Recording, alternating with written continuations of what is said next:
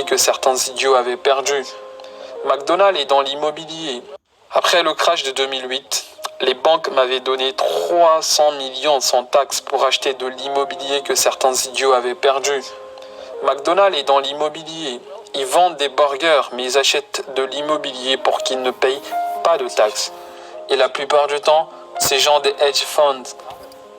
Vous ne faites pas d'argent, mais eux profitent de ces frais tous les jours. Si je suis un docteur ou un programmeur, là c'est du salaire parce que je travaille pour.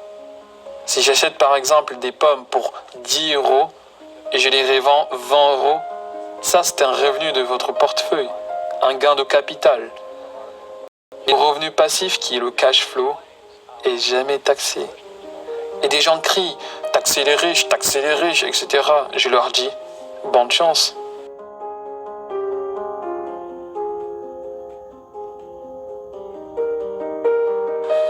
Avant toute chose, demandons-nous ce qu'est l'éducation financière.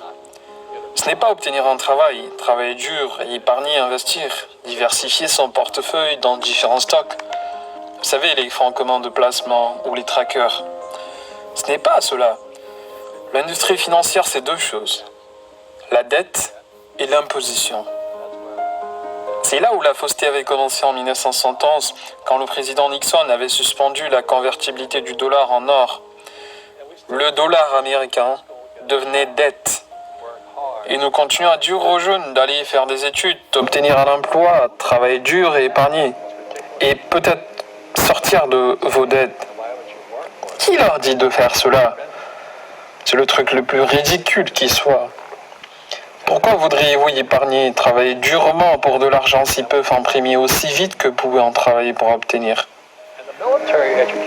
En plus, ils ne font que réduire vos taux d'intérêt. Je pilotais pour la marine américaine en Vietnam. Et dans l'éducation militaire, différente de celle académique, on nous apprend à faire des erreurs. Donc, tous les jours, je pilotais. Et je devais éteindre l'engin à l'aéronef et cracher. Nous nous sommes entraînés au crash. Parce qu'un jour, comme vous le savez, vous allez cracher. J'ai craché 3 fois. Mais si je ne m'étais pas entraîné au crash, j'aurais pu mourir. C'est ce qui arrive à la personne moyenne pendant un crash financier. C'est qu'ils ne savent pas quoi faire. Et là maintenant, comme tu le sais, pour la classe moyenne du monde entier, nous sommes face à un crash. Le pouvoir d'achat du yen, de l'euro, du roupie chute drastiquement. Les gens travaillent laborieusement alors que les banques centrales du monde impriment plus d'argent. Trump avait dit à la Fed, n'augmentez pas le taux d'intérêt. Cela enfume tous les épargnants. Et tout le monde entend que l'économie va bien, le marché des stocks aussi. Mais la classe moyenne et les pauvres passent un terrible moment. Chaque fois que je fais une intervention pour le public, il y en a qui me disent que ce que je dis est assez risqué. Regardez juste où va le cash. Suivez l'acheminement de votre argent. Ça ne rend pas la classe moyenne et les pauvres riches. Parce que ça ne fait que rendre Wall Street au City of London encore plus riche. Tout ce qu'avait fait Wall Street aux États-Unis, c'est arracher les pensions des gens. Parce que la retraite est aux États-Unis le plus grand capital. Et les États comme Kentucky, New Jersey, Illinois ou Californie vont droit dans la faillite. Parce que Wall Street s'en est mêlé et retira toutes leurs réserves de pension. Donc, les enseignants comme mon père, les sapeurs-pompiers, les agents de police, ils n'ont plus de plan de retraite. C'est pour cela que je qualifie de faux argent, faux penseurs, faux actifs. Ils s'en mêlent dans le même système. Pourquoi ils ont suspendu la convertibilité du dollar en or? Et qu'est-ce que cela signifie? Qu'est-ce que nous ne savons pas? Cela signifie que depuis 1971, ils peuvent imprimer autant qu'ils voudraient. Et comme l'économie des États-Unis s'est empirée, le déficit augmenta. Ils peuvent imprimer encore et encore. C'est pourquoi quand vous lisez le livre Fake, il y a un passage qui dit que les gens qui se font voir aujourd'hui sont les pauvres et la classe moyenne. Parce qu'ils travaillent pour de l'argent. Vous savez, les banquiers ne travaillent pas pour de l'argent. Ils ont de l'argent qui travaille pour eux. Grande différence ici dans la mentalité. Aux États-Unis aujourd'hui, nous avons les gens comme Ray Dalio de Bridgewater, un des plus grands types de hedge funds aux États-Unis, qui dit que l'écart entre les riches et les autres devient assez grand. On l'avait déjà observé dès 1912 parce que le moment où vous corrompez le cours de l'argent lui-même, qui, disons-le, est la seule chose que tout le monde travaille pour, les épargnants, les autres, ils se font avoir. Et dans notre système, les faux argents, les faux enseignants, les faux actifs, ils font partie de ce système. Le gouvernement, l'éducation, Wall Street, City of London et tous les autres. Et à Paris aujourd'hui, il y a les gilets jaunes. Ce qui se passe aux États-Unis, c'est les red threads. Tous les enseignants enfilent ces t-shirts rouges parce qu'ils savent qu'ils se font avoir. Ils protestent parce que leur plan de retraite a été mis à zéro par Wall Street. Et qu'est-ce qu'ils ont fait? Ils ont mis un gérant d'un hedge fund pour gérer leur pension. Vous rigolez? Vous mettez le gestionnaire d'un hedge fund pour gérer la plus grande pile d'argent de pension des enseignants, des sapeurs-pompiers, des agents de police. Ils n'ont pu faire que détourner tous les cash qu'il y avait. Et les enseignants se posent des questions sans obtenir de réponses parce qu'ils ne savent pas grand-chose de ce qui se passe. Ils sont dehors à protester en masse dans tous les États-Unis.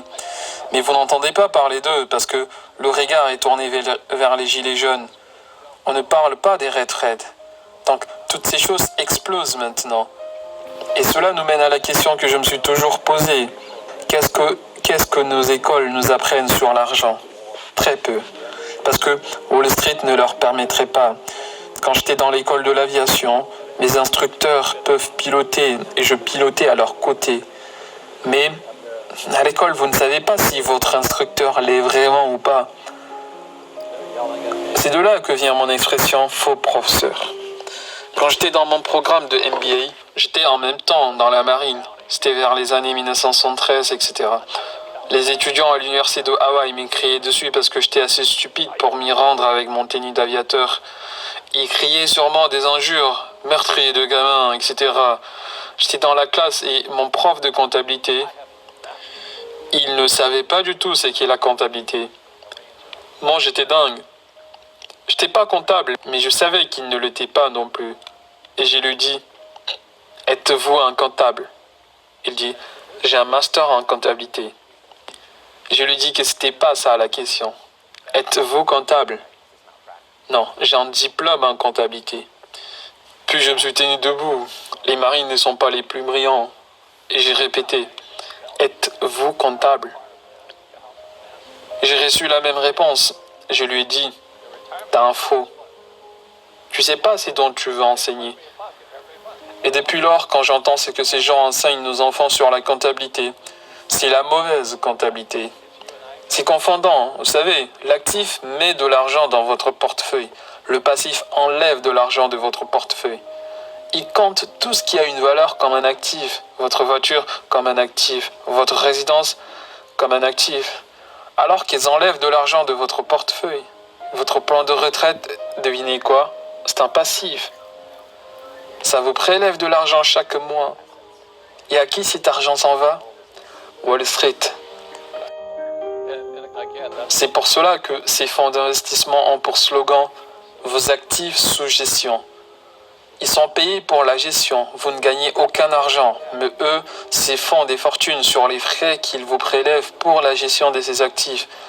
Et la plupart du temps, ces gens des hedge funds. Vous ne faites pas d'argent, mais eux profitent de ces frais tous les jours. Et beaucoup de gens pauvres confondent l'actif avec le passif. Ils pensent que leur maison est un actif, alors que c'est un passif. C'est pour cela que j'ai crié sur le prof de comptabilité quand je lui dis que l'actif est un nom, le cash flow est un verbe. Pour comprendre ce qu'un actif ou passif, il vous faut un nom plus un verbe.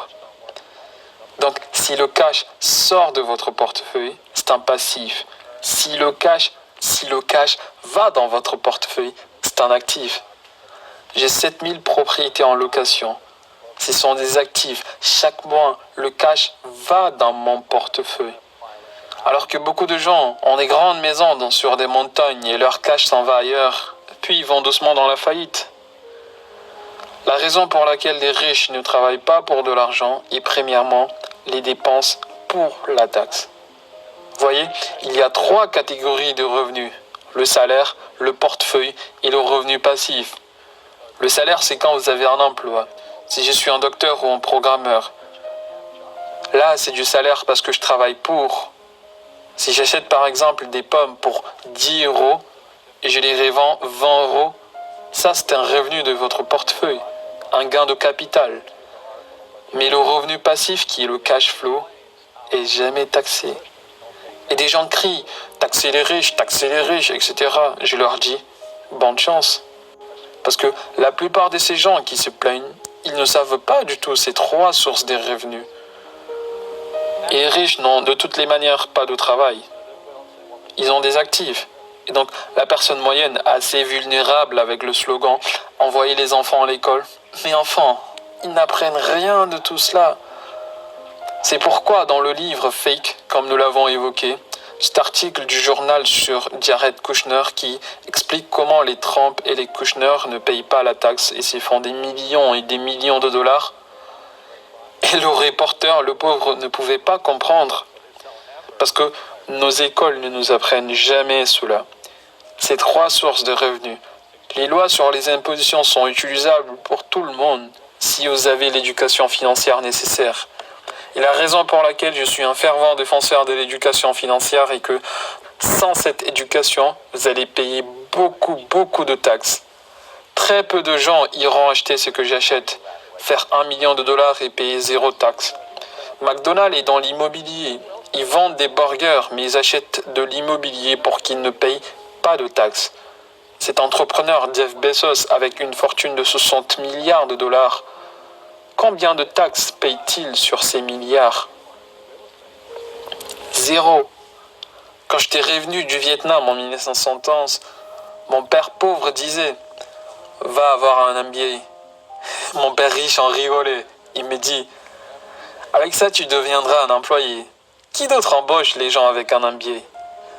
Il était juste pragmatique. Il disait que si tu veux vraiment être riche, prends des cours sur l'immobilier. Et je lui dis « Pourquoi cela ?» Il dit « Une fois que tu comprendras que l'immobilier est basé sur la dette, tu apprendras comment faire usage de la dette comme une liquidité. » Parce que c'est ce qui est arrivé en 1911. Le dollar américain devenait dette. Donc, une fois que vous ayez appris à utiliser la dette comme liquidité, vous ne pouvez jamais dire « je ne peux pas me le permettre ». Après le crash de 2008, les banques m'avaient donné 300 millions sans taxes pour acheter de l'immobilier que certains idiots avaient perdu. Et je qualifie d'idiots parce que quand les prix sont si hauts, pourquoi voudriez-vous acheter quand le marché est en son summum? Ne savez-vous pas que ça va cracher un jour? Les subprimes, les marchés dérivés, les MBS et toutes ces choses ont contribué à mener le prix de l'immobilier si haut que le reste d'entre nous ne font qu'attendre et quand tout cela crache, tous ces immobiliers se libèrent et ils ont besoin, c'est fait, et la trésorerie ont besoin des gens comme nous pour aller au secours. Donc Wall Street nous donne des millions de dollars pour récupérer tous les immobiliers que ces gens avaient perdus.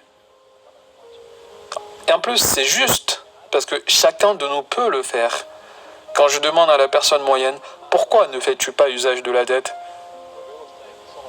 Elle ne peut même pas répondre parce que son niveau dans ce domaine est si bas. Et c'est ce qui se passe actuellement dans le monde. C'est un ensemble de faux professeurs, faux argent, faux actifs. Les professeurs ne vous apprendront jamais cela parce qu'eux-mêmes ne le savent pas. Mon père pauvre ne savait pas du tout cela. Il pense que les riches sont des escrocs. Non, les riches, ils jouent simplement avec des règles différentes. L'immobilier, je ne sais pas comment les gens font pour vivre à New York où les condos coûtent près de 55 millions de dollars. L'immobilier dans la Silicon Valley, vous ne pouvez pas y toucher.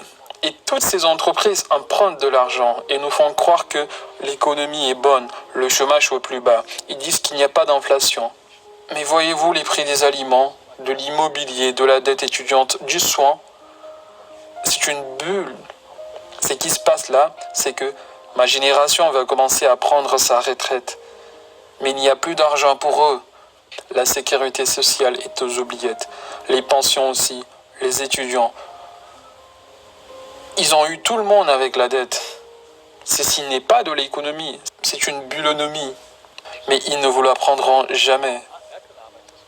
Et pourquoi ils continuent à imprimer de l'argent? Parce que c'est une addiction. C'est comme de l'héroïne. Le moment où vous prenez cette première dose et vous dites « je vais arrêter la semaine prochaine ». Mais l'état de l'économie continue de s'empirer. Il continue à imprimer. Et voilà ce qui va advenir.